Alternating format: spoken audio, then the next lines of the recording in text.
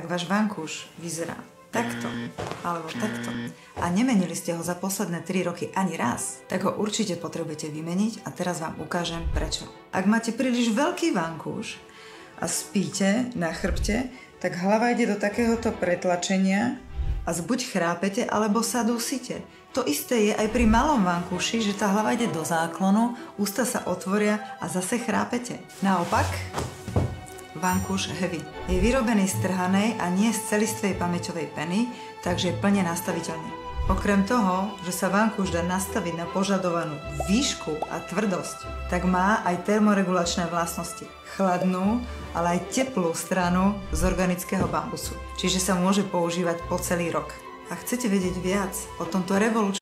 Присоединяйся к нашему телеграм-каналу и стань частью криптомира Ava Universe.